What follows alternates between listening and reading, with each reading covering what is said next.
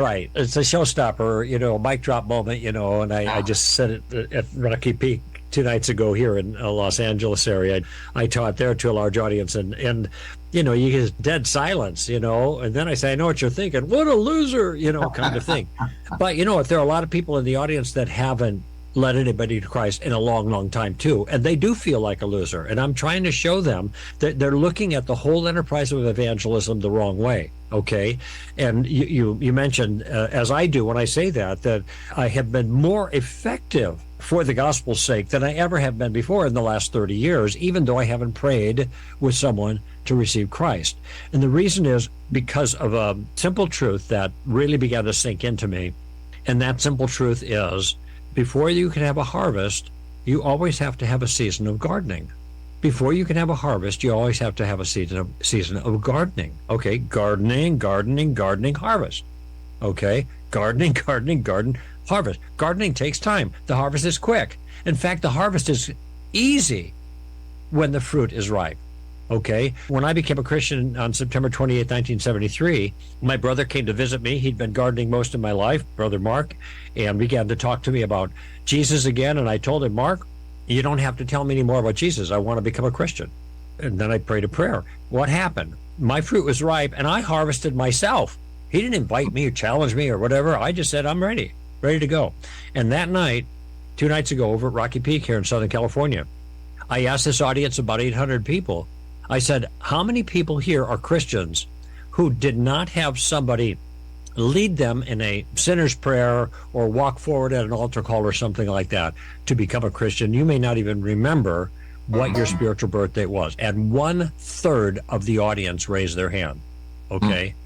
Now, just to underscore this point, I'm not against altar calls, and I'm not against, praying the sinner's prayer at the end or inviting people to receive Christ, but it's not necessary.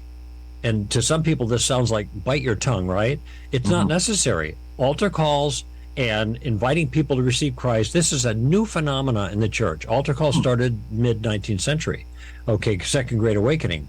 But before that, and in the book of Acts, you don't see anything like that. There are no altar calls in the book of Acts. There are no altar calls or anything like it in the Gospels. Nobody's invited to pray to receive Christ as Lord and Savior. The gospel is preached and communicated in clear terms. It's defended, and people believe. They just believe. In fact, I was talking to somebody last night, and they were telling me, I don't even remember when I believed. I just know that some point in the process, she said, if somebody were to ask me, are you a Christian? She had been an atheist.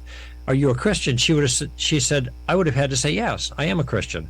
So God's the one responsible for the harvesting. We're responsible for the gardening. And we haven't been given gardening tools.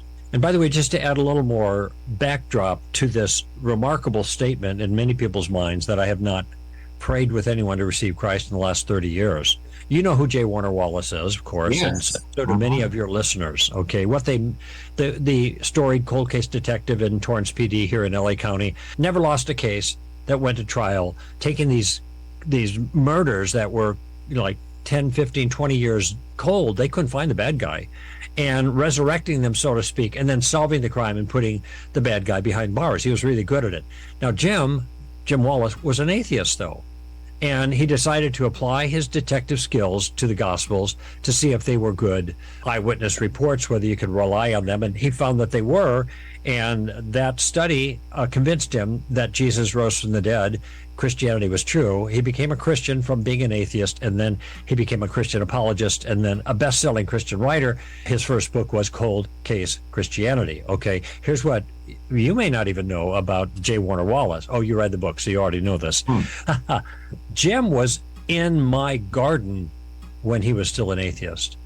He was listening to our show at Stand to Reason when he was an atheist, and it had a significant impact in moving him forward. Now, I didn't pray with him to receive Christ. Well, I don't even know how he became a Christian, frankly. But what mattered is that I played a role in that, and then God was the one who is responsible for the harvesting. And somebody went into my garden, right, and harvested my crop. I don't care. Jesus said in John chapter 4 that the one who sows and the one who reaps can rejoice together. We're all on the same team. Part of my conviction over the years, Pat, has been that I'm actually a gardener. When I go go speaking in universities, and actually your number's an old one. When I'm speaking in a few weeks at the University of Kentucky, and that'll be number 90 for me. Wow. But as I'm doing all of this stuff and even writing books like Story of Reality, etc., it's not an evangelism book like Tactics or Street Smarts. But what am I doing? My own podcast. I'm gardening. I'm gardening. And then I find out later that people who've been listening to the show or reading the books or articles that I've written or whatever, they later become Christians through someone else or other set of circumstances. But the role that I played in their life, they tell me was important. Now, I'm not trying to wave my own flag. I'm just helping people to see how this works. And if we give ourselves to gardening and not worrying about the end result in any individual's life, we got to get them to pray the prayer. Okay? We just don't worry about that. We just try to put a stone in their shoe a little bit, try to get them thinking. That's all I'm worried about. And the collective effort of Christians putting stones in other people's shoes move people forward until the fruit is ripe through the gardening, and eventually God sees to its harvest. We don't have to worry about that. That's what I'm doing in Street Smarts, but I'm doing it in a very particular way. Yeah, building on your approach there, I tell people, evangelism is getting people one step closer to receiving the gospel of Christ. So it's not all, like you said in your book, it's not like always hitting the home run. Right. Sometimes you want to hit the single. Right. Get the person who's an atheist to believe, okay, it's reasonable that a God exists. Mm-hmm. Get someone who thinks all Christians are jerks and hypocrites because they had an abusive father, and get them to the point where, they meet you and they say, well, not all Christians are like my dad. There's some integrity here. Right. And you move them one step closer. And like you said, that's a lot more, what do you say, lower the bar?